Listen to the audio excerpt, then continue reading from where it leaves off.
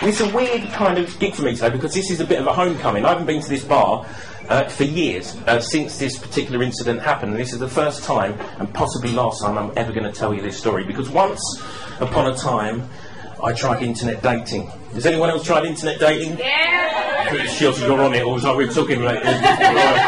She was still on internet dating. She was checking her Facebook messages, checking the internet dating. And you tried it? How did you get on? Not great. Not great. Is that why that seat's empty?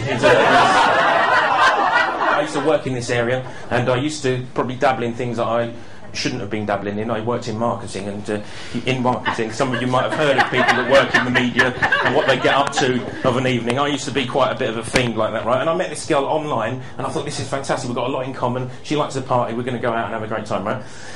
When we went to meet for a date, we met up the road, and I was going to bring her here because this is quite a nice bar to come and take people to. She said, there is something a little bit different about me. I didn't know people lied about themselves on the website.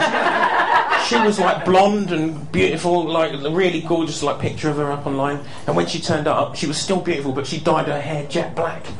Pretty weird, right? And I thought, wow, this is a bit... And then she briefed me on the way here. So I said, I'm going to take you to this lovely bar, right? And she said, well, look, I've got to tell you something. When we get there, a very good friend of mine is going to turn up.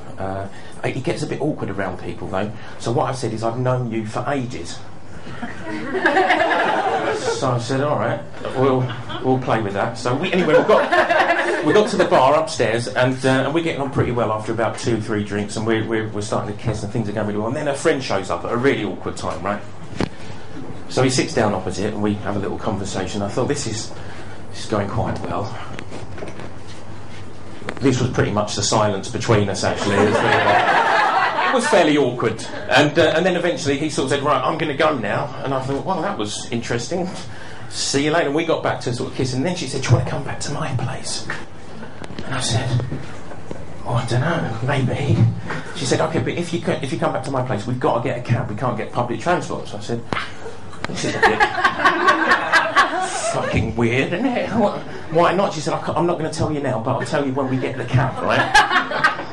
So we hailed a cab, and we got into the cab, and we're in the cab, and the cab driver's trying to talk to us, and we're kissing, telling the cab driver, okay, thanks mate, but... And all of a sudden, I turned to her and said, why did we have to get a cab instead of getting on the tube? And she said, look in the handbag.